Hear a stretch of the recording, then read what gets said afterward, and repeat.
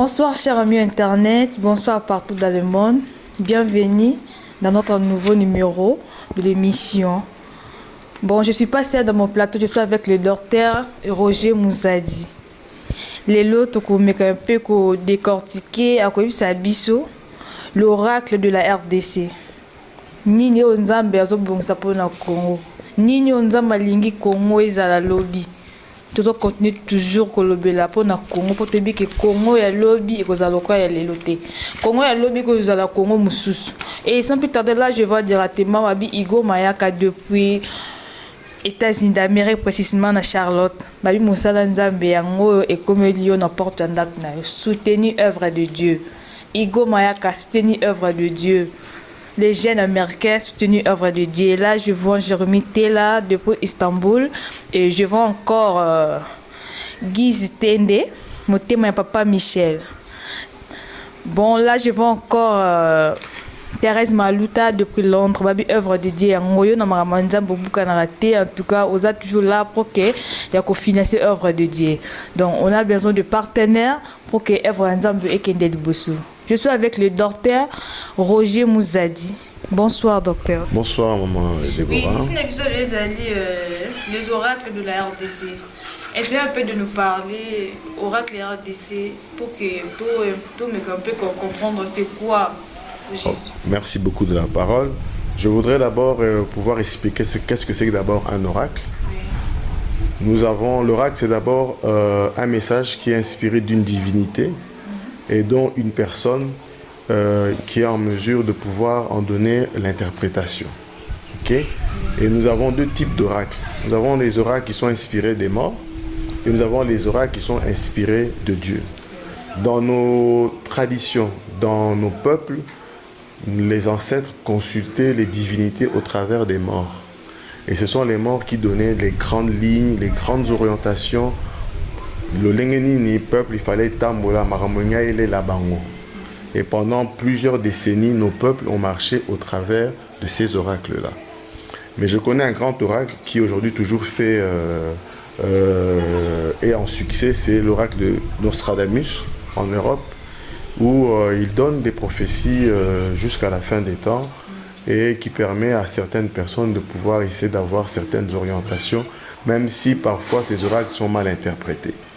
Et nous avons l'oracle de Dieu. Nous avons plusieurs oracles, mais le plus grand oracle, c'est le livre d'Apocalypse.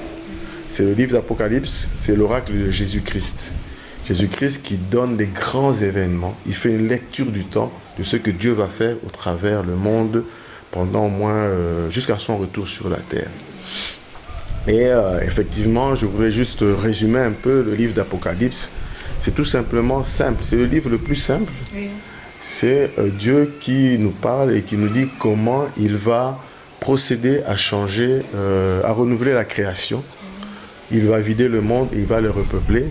Et Dieu a choisi un peuple avec qui il va encore faire des exploits pour pouvoir faire son projet sur la terre. Et donc, dans le livre d'Apocalypse, nous avons des énigmes qu'il faudrait résoudre. Nous avons des images que Dieu nous donne qu'il faut que nous puissions interpréter pour comprendre ce que Dieu veut faire pour notre monde et pour la race humaine. Voilà à peu près en gros comment je peux vous expliquer d'abord pour introduire ce que c'est qu'un oracle. Et les oracles que Dieu nous donne dans le livre d'Apocalypse, ce sont des événements tolingate qui vont s'accomplir. Personne ne peut changer ces éléments-là. Et Christ nous donne également des instructions sur son Église, avant de venir, ce que nous devons faire et comment nous allons l'accueillir. Voilà à peu près ce que je peux dire rapidement par rapport aux théologiens qui nous ont fait beaucoup de théories et qui sont pratiquement à côté de la réalité. Docteur Roger Mouzadi, est-ce que tu peux nous dire comment aussi on peut savoir la chronologie du temps de Dieu? Ok, il faudrait faire une lecture du temps. Et dans la lecture du temps, nous avons 3 millénaires. Premier millénaire, au Tozo Kota, Tozo 6 à la fin de l'ère contemporaine. Oui. Nous allons entrer maintenant dans le millénium de développement. Oui. Et dans le millénium de développement, c'est l'Afrique qui sera le moteur de la croissance de l'humanité. Donc l'Afrique doit jouer un rôle. Amen. Hein? Oui. Et ensuite, Nous avons le deuxième millénaire qui viendra après l'enlèvement, c'est le millénaire de paix. Et après le millénaire de paix, nous avons le millénaire de la fraternité et du repos. Ok? C'est-à-dire Dieu vient et tout ce qu'il a envoyé comme mission, projet sur cette terre s'accomplit. Et Dieu vient maintenant voir. C'est le grand intendant. C'est à lui. C'est lui le propriétaire. Nous ne sommes que des intendants. Dieu nous a envoyés en mission. Ok? Et nous devons accomplir cette mission-là. Donc, alors pour les gens qui disent que non, Église des alliés, tout ça, il y a Jésus-Christ. Et Jésus-Christ va venir prendre l'enlèvement. Est-ce que c'est vrai que Jésus-Christ revient bientôt? Et est-ce que c'est vrai qu'il n'y a pas de jour à venir, soit des années à venir, enlèvement que ça, sans que voilà, c'est ça. Merci beaucoup de la question. Le retour de Jésus-Christ se fait en deux étapes. Oui. La première étape, Jésus-Christ va revenir, mais il va s'arrêter. Dieu va ouvrir le jardin d'Éden qui est fermé. C'est l'espace. C'est sur le plan d'abord spirituel. Christ est esprit. Dieu est esprit.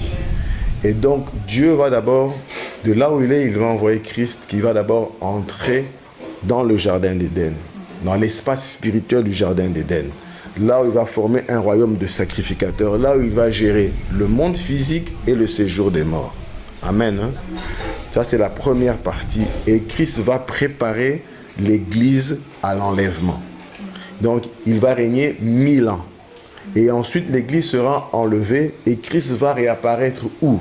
La Bible nous donne la place où il va réapparaître, c'est sur le mont des Oliviers à Jérusalem. Et c'est là où on doit construire le temple. Parce que Christ revient comme roi sacrificateur. Mais dans son premier retour ici, il revient comme sacrificateur. Puisque la Bible nous dit dans l'Apocalypse, il nous a formés comme un royaume de sacrificateurs. Amen. Hein? Et donc, Christ revient.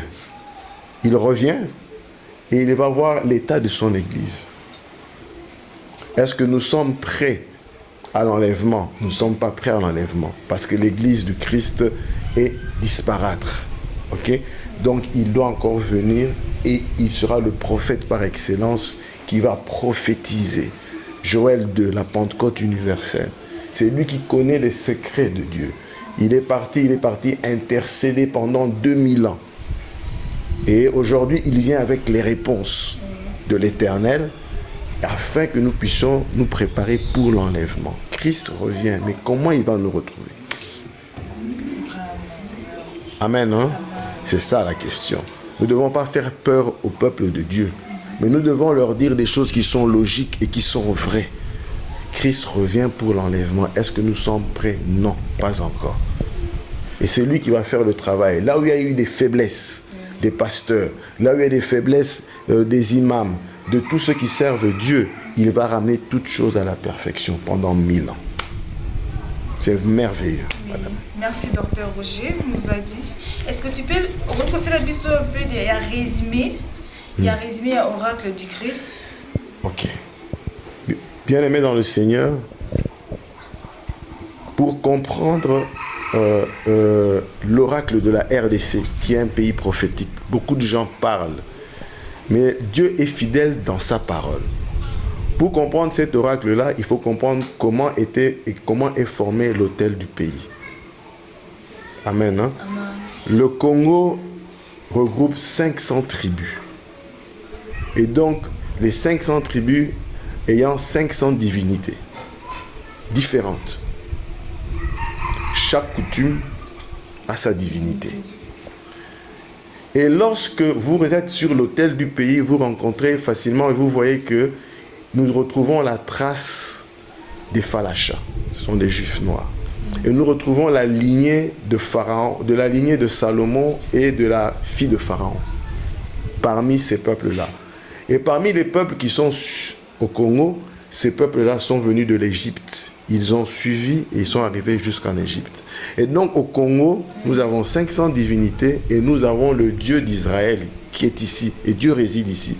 Et si je voudrais répondre rapidement à l'évangéliste Renard Bonquet, paix à son âme, qui avait dit qu'il voyait une étoile briller en RDC. Mais cette étoile était sombre à cause des abominations. Et cette étoile ne représente que la présence de Dieu en RDC. Là, c'est la première des choses que vous devez d'abord connaître. C'est pour cela qu'il faut connaître nos cultures. Il faut connaître comment est formé le Congo. OK?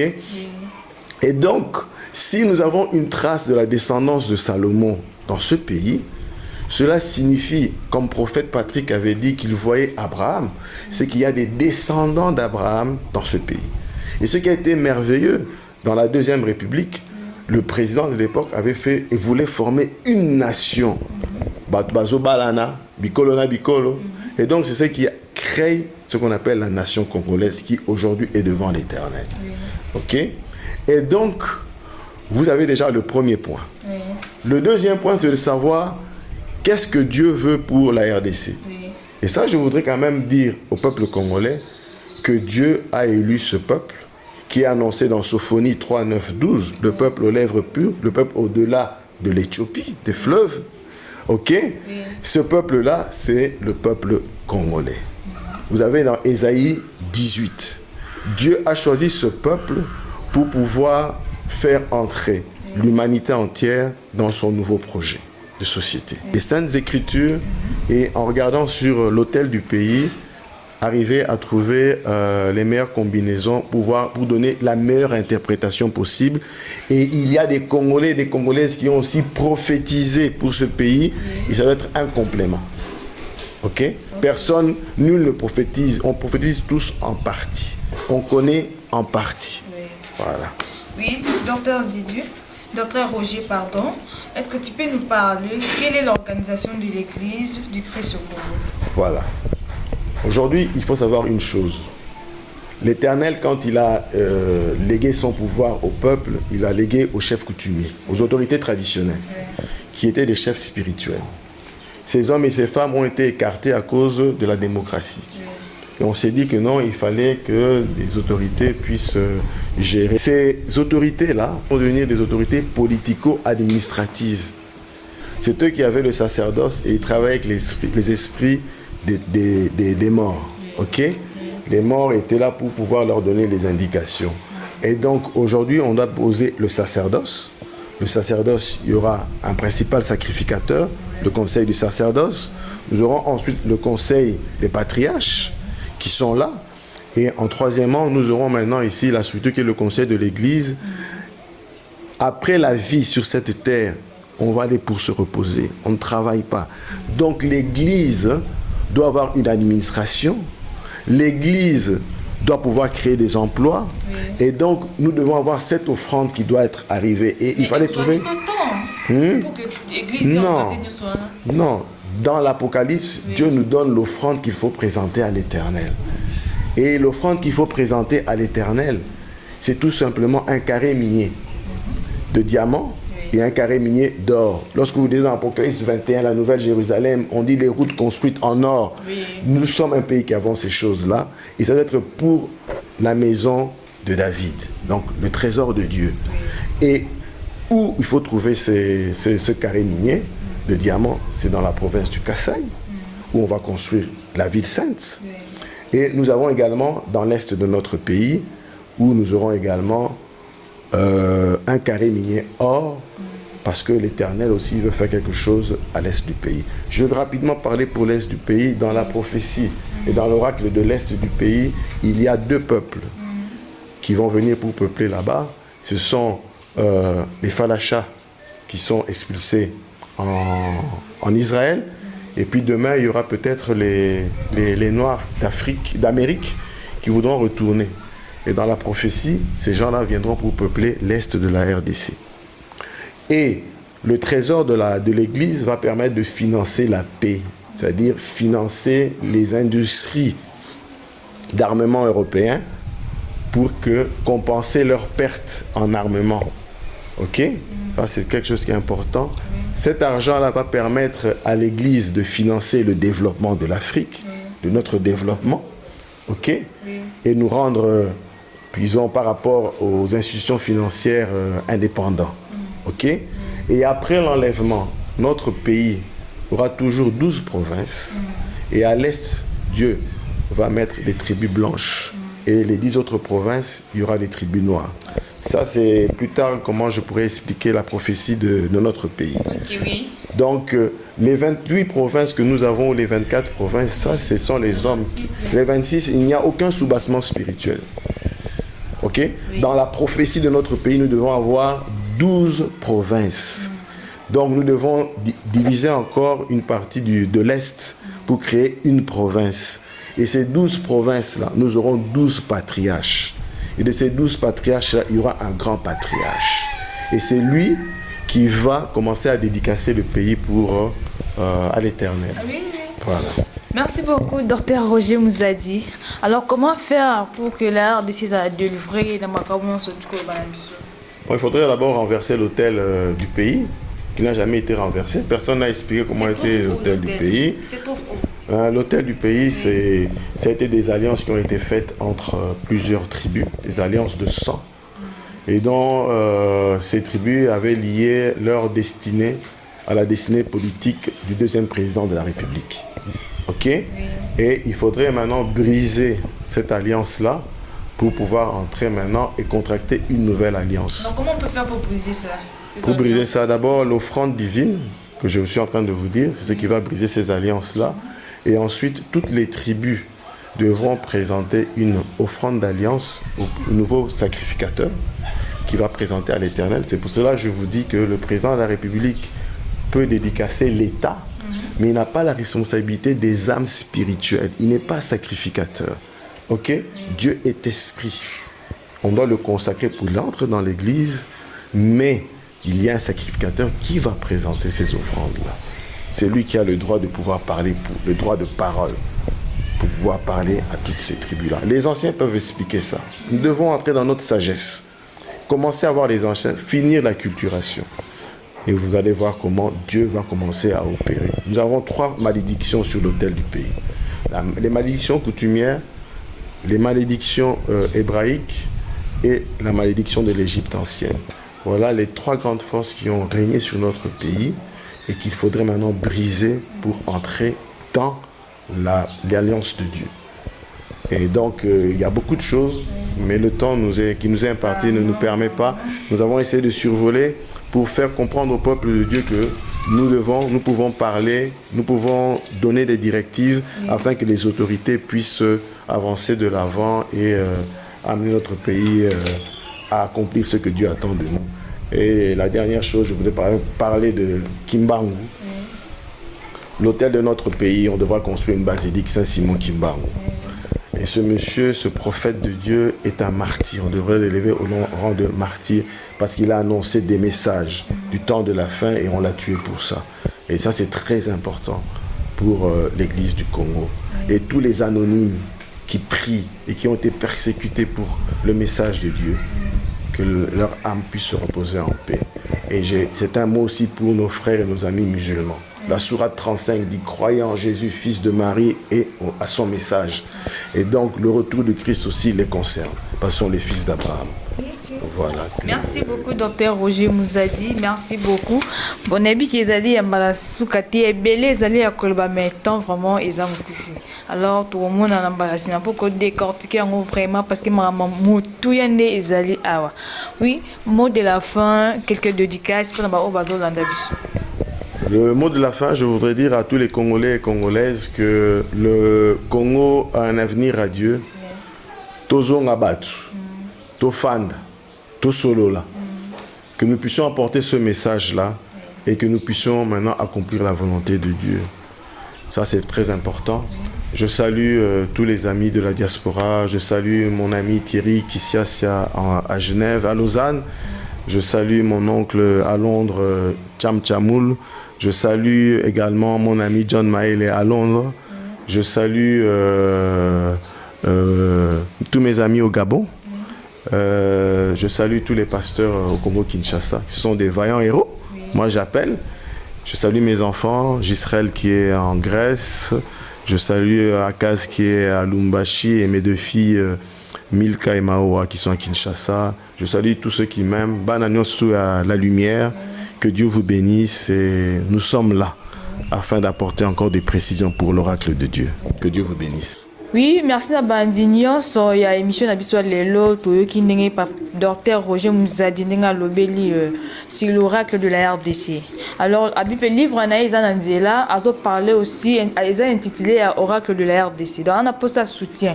Bino batamité mamala mo bo soutenir la œuvre de Dieu, bo soutenir musala ya Nzambe yango. Là je vais directement Monsieur Eva El Shaddai depuis Allemagne musala Nzambe yango yo côté nous en nous thème pété. Donc il faut soutenir musala Nzambe Nzambe ko donc ça au centuple ne balobaka. Donc yo bana na tous les 4e génération na yo ba ko vivre parce que au saki bolam ko kende pas maté. Et là je vais directement je lance encore l'appel à Hugo Mayaka depuis les États-Unis, Evra Nzambe Ngoye Bocha Maboku. Là, je vois Pastor Drink depuis Afrique du Sud, précisément à Cape Town. Là, je vois Serge Pelli. Je vois directement Aigle depuis États-Unis d'Amérique.